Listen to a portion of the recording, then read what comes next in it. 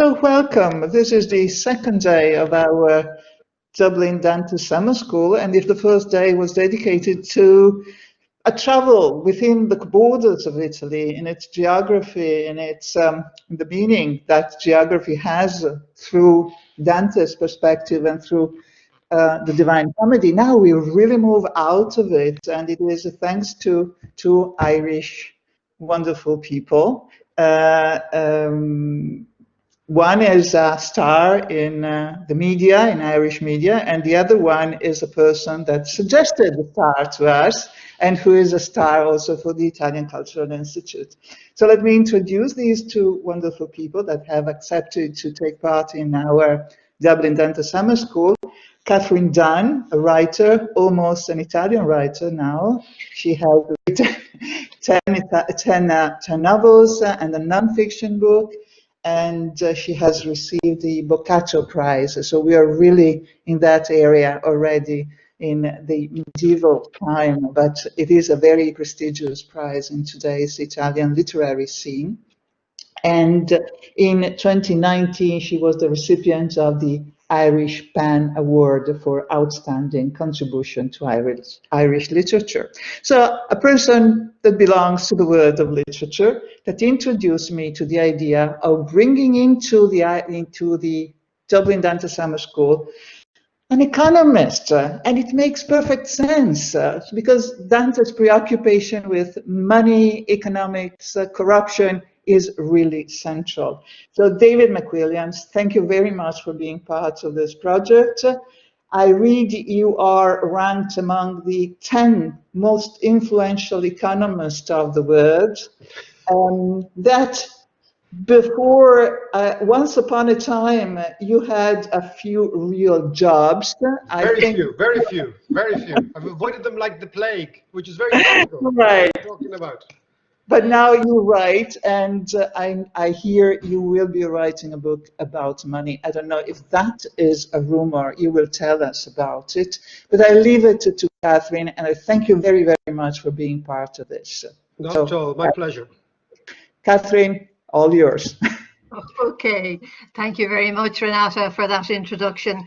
And thank you, David, for agreeing to join us on this kind of different Dante Summer School from last year. Obviously, our preference is for all of us to be in the same physical space, but as that's not possible, I think this is a great alternative. And I'd like to welcome all of the students that I know are joining us on events like this from all around the world. You're all very welcome to these 2 or 3 little corners of Dublin. I'm delighted, David, that you took up our invitation to be part of this, because I have been following your podcasts with great interest. Economics is something that I know absolutely nothing about, except for, you know, the Mr. Macabre, income in and you live to your level of money, fine. Income out, which is more than what you earn, you have a problem. That's my very basic understanding of economics. But one of the things you said in your very early podcast, which really interested me, was, and it struck me, that although Dante's world is very, very different from ours, obviously the medieval and the modern world are very different in so many ways. The parameters of human knowledge might change, but I don't think human nature changes. And one of the things which you said in the opening of your podcast was that in order to understand economics, you have to understand human nature. And if one of the things that Dante shows us throughout the entire Commedia, and certainly in Purgatorio, which is one of the areas we'll be focusing on, is that he too understands human nature. So you share a view in common with our poet. So can you tell us what you mean by that? What kind of understanding of human nature? Firstly, can I thank the Italian Cultural Institute for asking me, and you, Catherine, because I didn't know anything about Dante, okay? Apart from what I learned in leaving Cert History, which was not that very much. And then I started to read it, and I have been so excited by the economic history of this period, and by the gem that is Florence, that I knew was a beautiful place, but I didn't know the story. And so I've been reading, like in Egypt, all over the place, trying to find the story of Dante, the economics of Dante, the economics of the time of Dante, which is fascinating. And what really struck me was when I thought about the 13th century, 12th, 13th century, 14th century, this period, I never knew it was so exciting. I always thought, you know, that was, we were coming out of our Game of Thrones period and then kind of going into the Renaissance. But the idea of the bridge between the two, I'd never really thought about from an economics perspective. And then I started reading the economic history of the time, and it is phenomenal. It is phenomenal. I'll get back to the idea of human nature in 2 seconds, Catherine, but just to give you a sense, it was like a whole new world has been opened up to me. It's fascinating, fascinating stuff. And Florence is the epicenter. So if you look at the period from, let's say, 1150 through to, let's say, 1350, 1450 even, what we see is a massive shift economically from east to west, the beginning of the emergence of Northwest Europe as a power. We then, of course, end this period with the discoveries of the United States and the Americas. We see all sorts of civil wars, geopolitics stuff going on, and all this massive, massive invention. So before I got a grip, I said to myself, why Florence? This is the question that I wanted to ask myself. Why this town? Okay. How did it become so fabulously wealthy? And then the epicenter of thought and ideas and innovation and poetry and all that stuff. And again, of course, launching on to the Renaissance. And it struck me that there were 7 P's involved in Florence's emergence as a power from the late Gothic age as an economic power, okay? And the first one is purple, okay? And the color purple.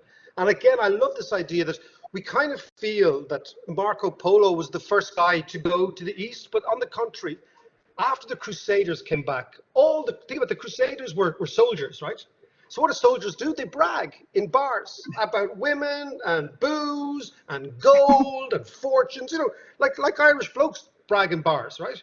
So you can imagine the Crusaders come home from the Orient and they're saying, man, it's so cool over there. You can't believe how much money there is. You can't believe how much spices and silks. We can make a fortune. I even noticed that the Crusaders were obsessed with Arabic women because of their long eyelashes. This is really fascinating.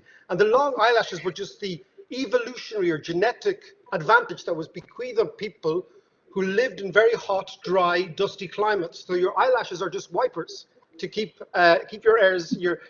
But the Arab women were wearing mascara, and the Crusaders were obsessed by this. So in a way, what you get is this very exciting period. So all young men, like, do you know we Irish students went on J1s, Catherine?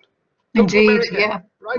So basically, you have more sex than you ever have in Ireland, with people you never even knew existed.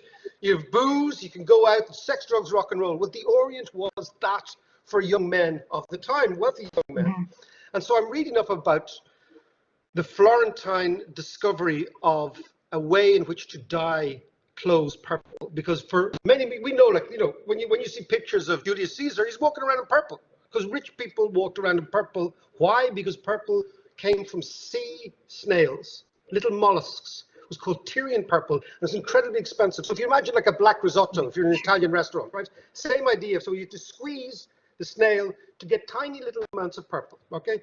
And there was snail harvesting and snail farming. But one of these Italian guys or Florentine guys goes across to Anatolia on his way probably to Constantinople, following Marco Polo, probably maybe on his way to China in the late part of the 12th century. And he, like lots of young men, he's up on his horse, he'd probably been imbibing the night before, and he has to go for a pee.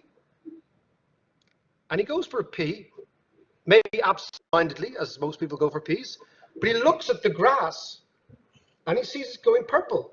And he thinks, what the hell is this, right?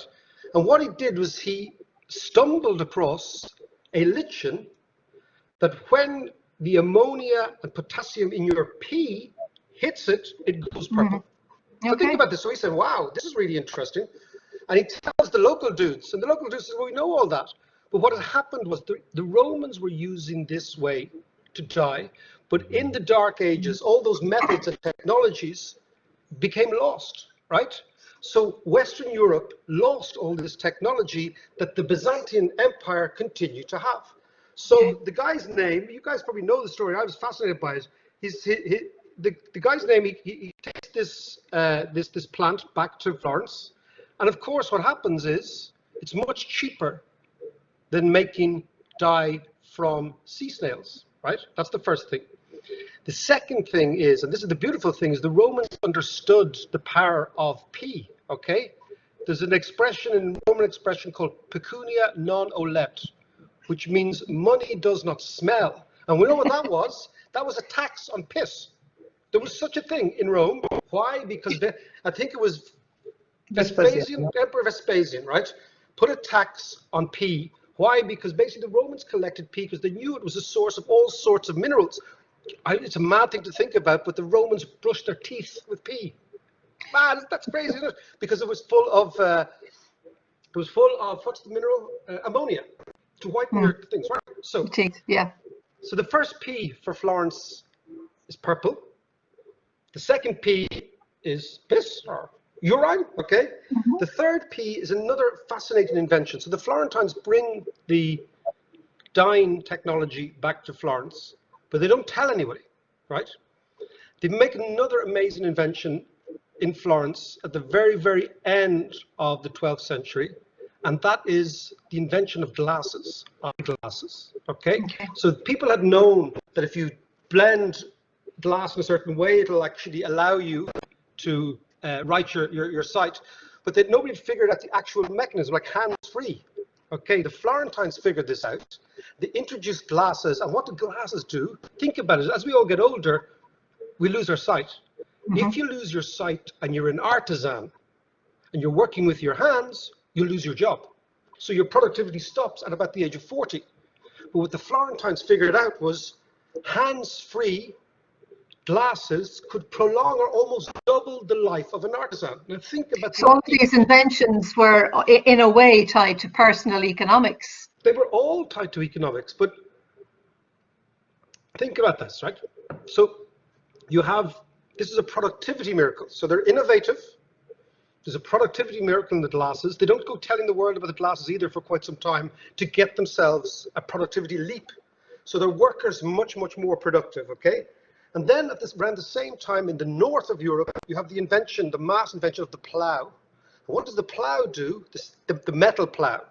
The metal plow allows you to cleave through very marshy soil, our soil, Northern European soil, okay? Not Italian soil, or certainly not the Fertile Crescent soil, right?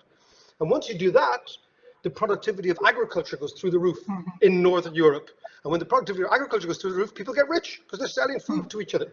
And when you get rich, what do you want? You want fancy clothes. And the Italians, as the Italians are doing now with, Versace and Armani and Dolce & Gabbana, basically Florence was the first designer clothes capital of the world. And it was and Italians have clothed us for centuries now, right? So you get all these things coming together, and then another P is the pump. You needed pumps to work these looms, and that's why the Arno was so crucial, the river, because one of the reasons that Florence floods all the time is the river has these kind of diabolical and very, very unpredictable surges. Unpredictable surges are great for what? For energy from water, because it powers all the looms. So suddenly you have all these things coming together, and then you have money, right? And then in 1257, I think you can around then, they introduce the florin, okay? And they introduced the florin because they understood, like the Americans understand now, that if you have the reserve currency of the world, like the US dollar, you can basically make stuff up. You can do whatever you want. Because everybody comes to you to cash their checks. Everybody comes to you to change their money. And as long as you have this hard currency, and the Florentines were getting all this money coming in from fashion, in effect, right? They said, what are we going to do with this? We're going to mint it into these coins. And the reason we're going to mint it into these coins is that money is power, right? Money is power. Okay. And what you can do, Can I just stop you there just for a second, because it actually, and I'm fascinated to hear all of these developments in human history and in the wealth, the growth and wealth in Florence, that you've put a very positive spin on all of these things, all leading to good things. Wealth is good in itself, development is good, but it also strikes me that there is another side to that, and that's the side which actually, right in the center of the Commedia, right in the center of the piece that is Purgatorio, Dante begins to explore the corruption that comes with that influence So Sure. can you talk to us a little bit about that dark side as well? I'll tell you, the reason I actually said yes to this, okay, I'll tell you a yarn, right, was there was a Dante thing going on in the back of my head many years ago. I studied in a city called Bruges. I did a master's in the College of Europe in Bruges, which is actually the first time I actually really met Italians as well, which was quite a culture shock for both sides, in fairness, right? And I was always intrigued that we stayed in these student residences, right? And I remember one particular day, I listened to Mrs. Thatcher give her famous Bruges speech against the European Union in Bruges, because she was addressing my years. You know, the way they get these big people to come in and tell you all about the future. And Thatcher was the speaker in our commencement. And I was very amazed. It was great to be there at the time and see this woman make this speech. I mean, because that's how Brexit started. It started there in that afternoon. But I remember going back to my residence and contemplating it. You don't really know the significance of a moment when you see it. Actually, it's only when it's reinterpreted after the event. Yeah. But everybody else's residence came with a Dutch or Belgian name, like Ridderstraat and Goedenhansstraat, and all these, right? Except my residence was called Portinari. And this always amazed me, right? Because I thought to myself, who the hell is this Portinari geezer? Here in Flanders, in the middle of the lowlands, miles away from anything that sounds vaguely Italian. So I did a bit of homework. And of course, Beatrice di Portinari was Dante's muse, okay? The woman he seemed to love, unconsummated, dies very, very young, okay? The Portinari of my residence, the bed I slept in, was Tommaso Portinari, who was Cosimo de' Medici's man in Bruges, okay? And worse than that, that's why this gets onto corruption. He was corrupt as hell, was Tommaso, okay? He fiddled the books. He was like the Lehman Brothers of the time, right? Okay. Because he collapsed the Medici Bank in Belgium. So basically, the most important economic axis in Europe was Bruges and Florence. Because what came from Bruges was wool from Germany, Netherlands, Belgium, and England. Went straight to Florence. The Florentines always paid the most for it, okay, because they wanted the best quality, right? And it's from that wool trade that the Florentines figured out the bill of exchange, which is the basis of Florentine work, which is basically a check, an old-fashioned. Remember your parents used to have checks, old-fashioned check. The Italians figured this out years and years and years ago, okay? Which is why I always think Mario Draghi, the Italian ECB guy, was 5 years ahead of everybody else, because it was in his blood. He was also a professor at Florence. That's the interesting thing. He was a professor of economics at Florence. So think about this. So this is my Dante moment when I'm 20 years old or 22 or something. This is really interesting. Tommaso was the great grand nephew of herself, Beatrice's dad, whose name was Falco di Portinari, who was one of the original bankers behind the florin. Okay. So it all ties in together quite nicely. Yeah. I tell you what, but Tommaso di Portinari made a disgrace of himself and the family, because he lent to the Duke of Burgundy unsecured lending, which no banker should do, but he did that because he was flattered by the Duke of Burgundy's flattery. And he was working behind the scenes to take a backhander, like we know in Irish banks, so properly corrupt, right? So I was thinking last night, could you imagine had Dante foreseen that a relation of the beautiful Beatrice would be so corrupt as a banker, so could you imagine the punishment Dante would have meted out in the Inferno to the bowed Tommaso di Portinari?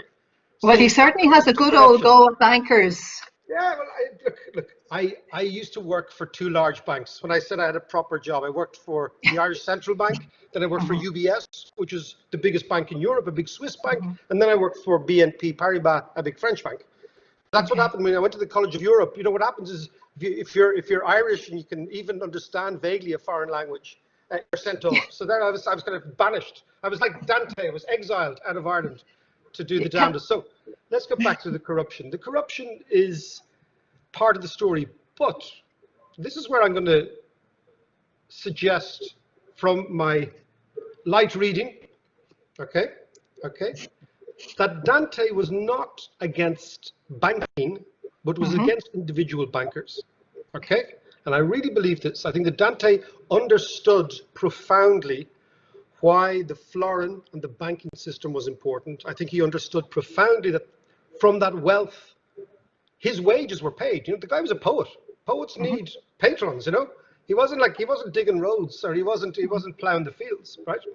So I think what we've got to do is look at Dante as somebody who understood the profound importance of banking, understood that banking, using the florin, was projecting Florence's power outside of Florence. He was also, if you think, on the side of the Guelphs, so he was on the side of the merchant class. He was actually, and that must have been so exciting. Could you imagine you're coming in, the rest of the world is feudal with aristocrats, and these guys in Florence have this mad idea like guilds and kind of bourgeois democracy, you know. The best type of democracy, obviously, a bourgeois one, you know. It's nice, it's got better diet, okay, better clothes. And so what excites me about Dante is this idea that Dante wasn't against the banking system, nor was he against the florin per se, as we'd say in Dublin.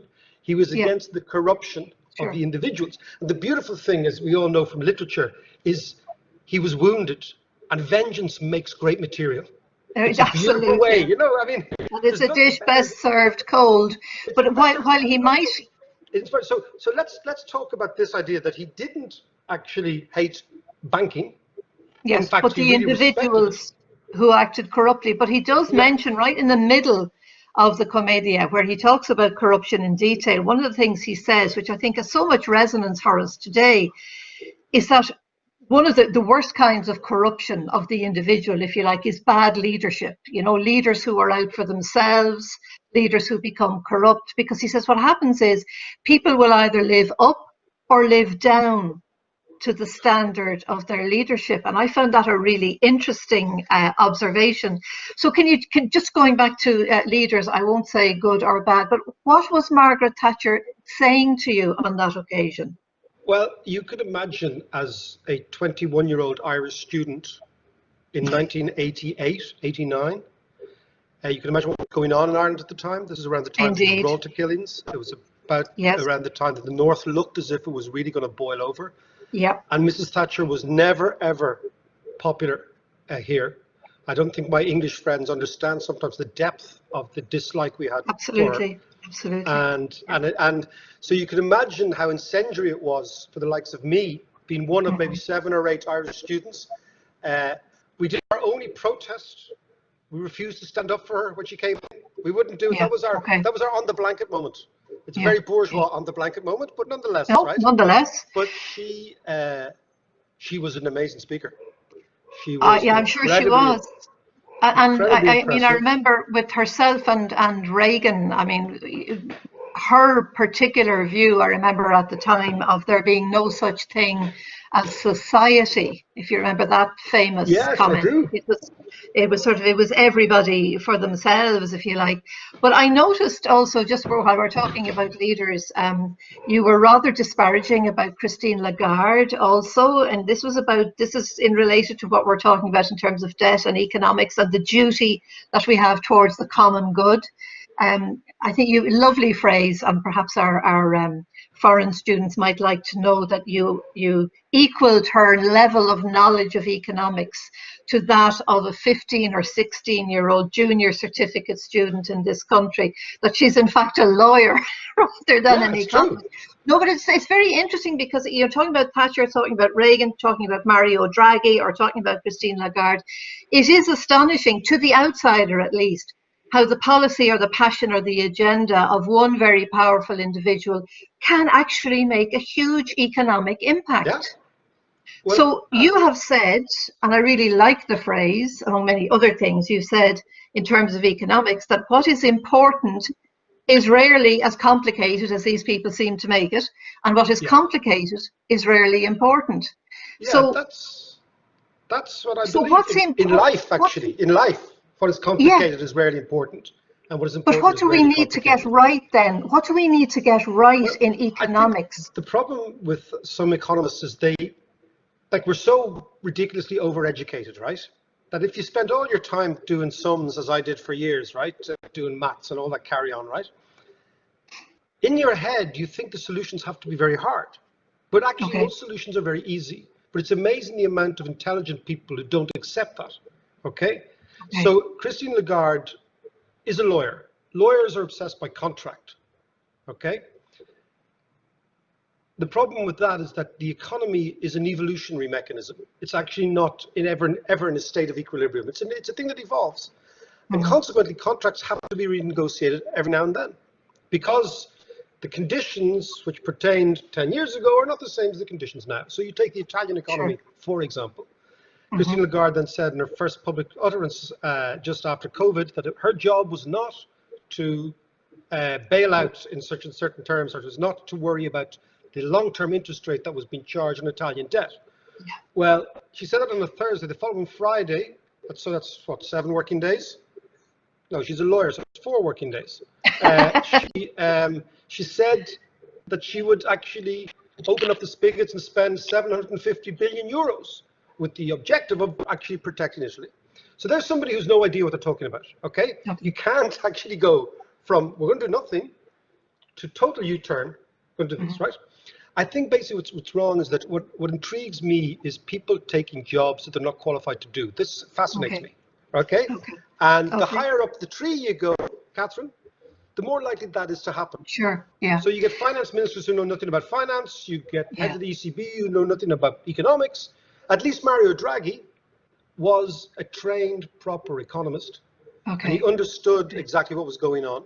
But I wouldn't like to get so deviated away. I mean, I think that leadership, I heard once a very good expression about leadership, and it was that the role of the leader is to understand the anxieties of the people and do something about it.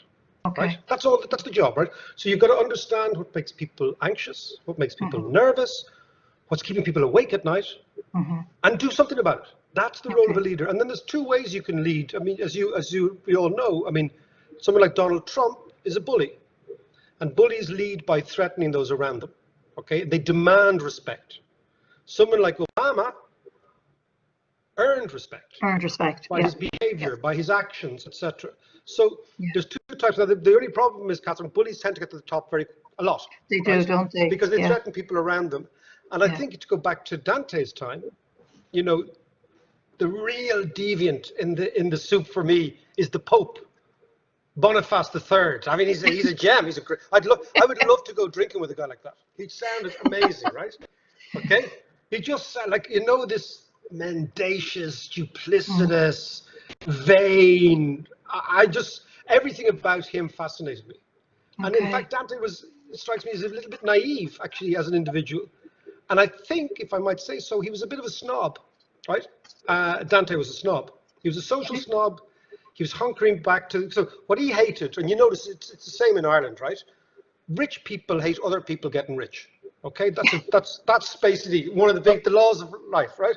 And when we were kids, there was only about 6 wealthy people in Ireland, okay? Right? And then there was this class of doctors and lawyers, you know those people, right? Okay, who serve the rich. They misdiagnose their position. They're actually not rich, they're servants of the rich, right? And they are obsessed with social class. And they are obsessed with status quo.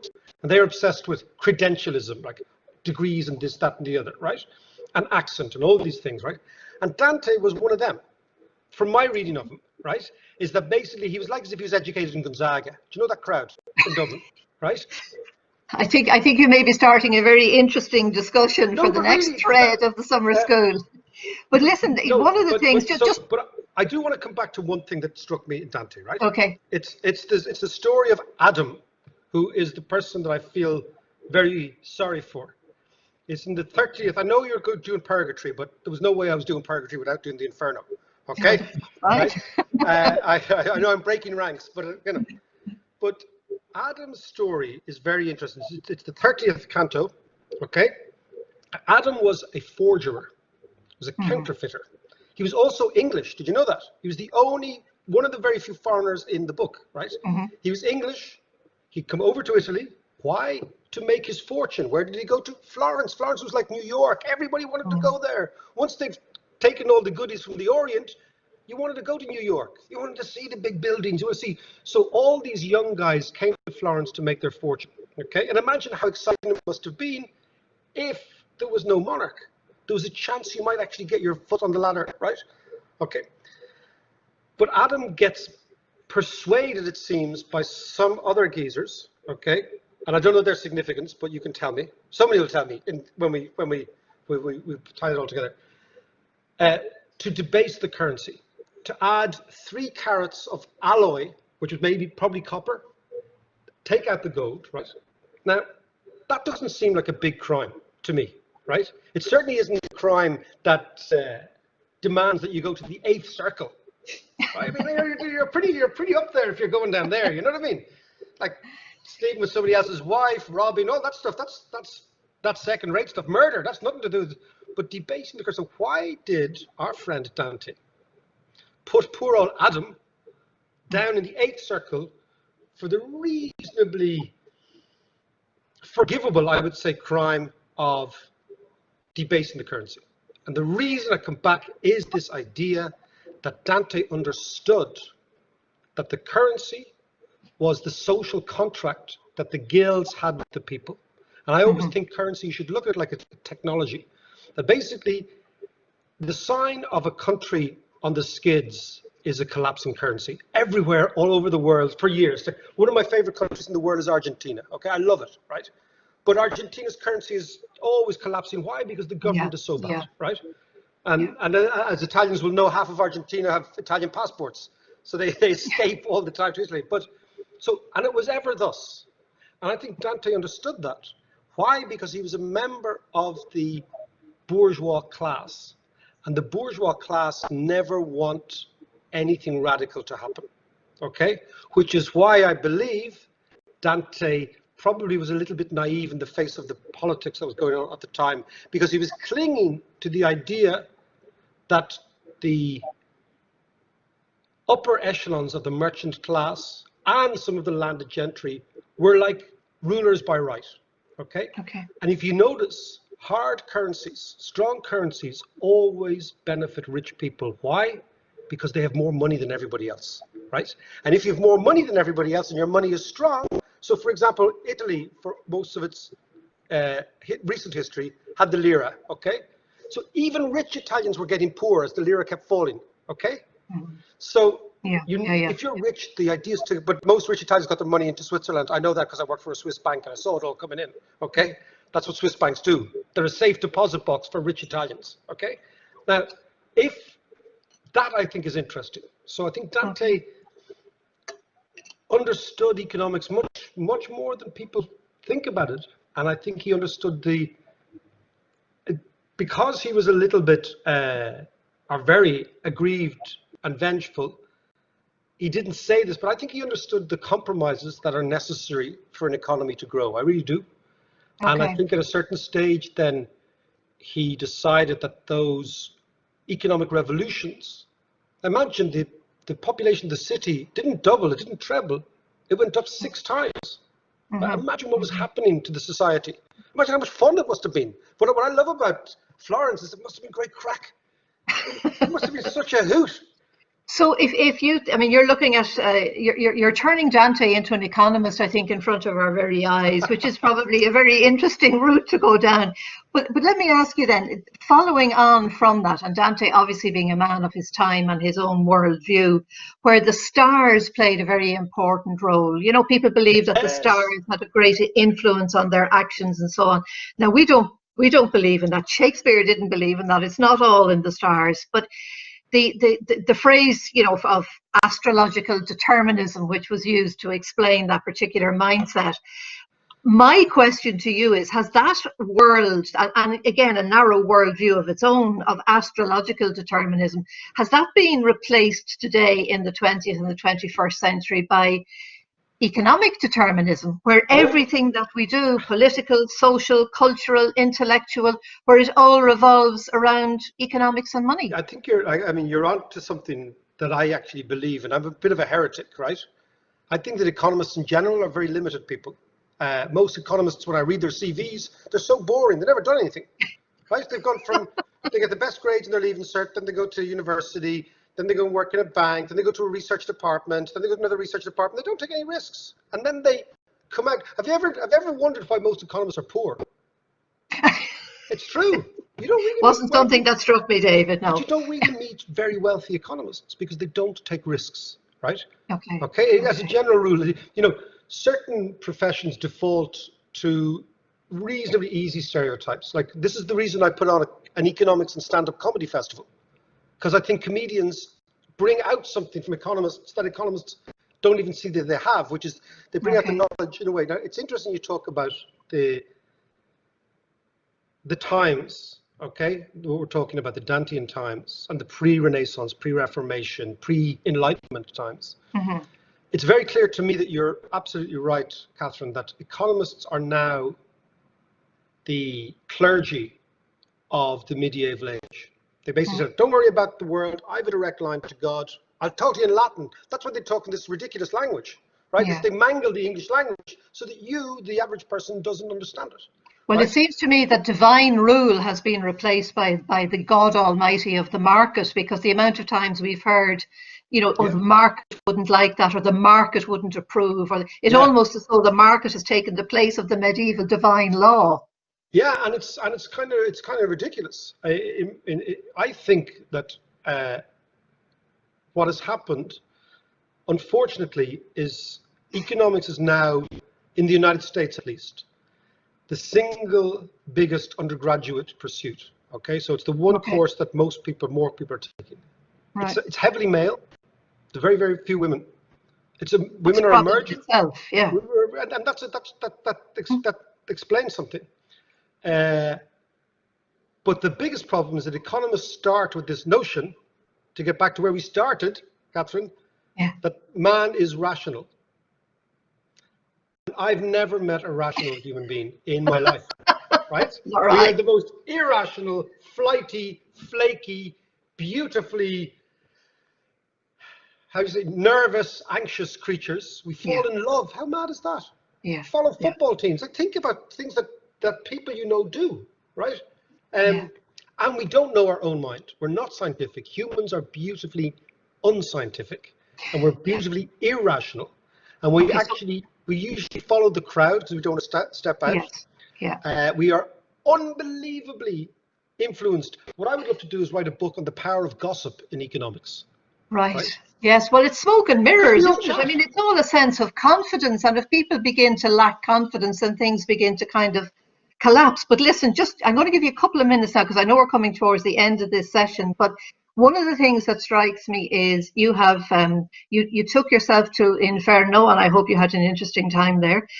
We've discussed a little bit about Purgatorio, talking about now irrational human beings and how we really need people, economists included, who will soothe our uncertainties. And I mean, I was around and working, employed during the recession of the 1980s. You weren't an economist then, but I bet you'd have called that recession if you were.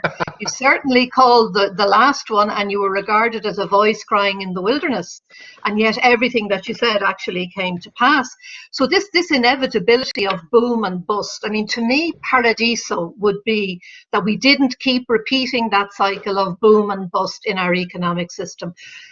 I'm giving you 2 or 3 minutes now to tell me of an economic paradiso that would assuage all of our anxieties, reassure us we're going to be able to feed our children and look after our parents when they're elderly, give us a method by which we know that children with special needs will be looked after when the economy or the pandemic takes us all down the toilet, and so on. In other words, what can economics do now to give us a kind of paradiso where money meets the need of public good? Go. Well, okay. Well, it's good that you mentioned the pandemic, because I wanted to mention that before we go, because it's all related, right?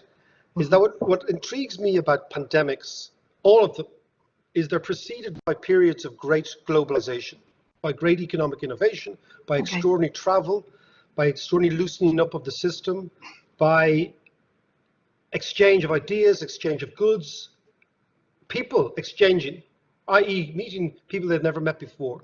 And if you look at the Black Death, I was reading, to get to the end of this, Boccaccio, But I wasn't reading it. I was only reading the places that were cited by the kids who went away from Florence in the Black Death.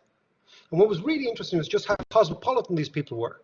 They were mentioning Alexandria, they were mentioning Rome, they were mentioning London, Paris. Like, think about this. Egypt, they were mentioning Turkey, what was the Orient, right? These were amazingly globalized citizens of a globalized world. And of course, what is the downside of globalization? One of the downsides are germs, right? That basically you end up meeting people whose immune systems have evolved different to yours, okay? So what happened with the Black Death, as we know, is the poor Genovese were in Kaffa, in Crimea, okay? Having a scrap with the Tartars. The Tartars were getting fed up, A, that the Genovese were quite good at maintaining the town, and B, that they were losing their men to this weird plague. So they decided to catapult the bodies over the wall. They infected the Genovese came back, the Scarpa said, I'm out of here, man. And they arrived back in Italy, and we know the story. But Kaffa was the Wuhan of the time. Okay, and think about it.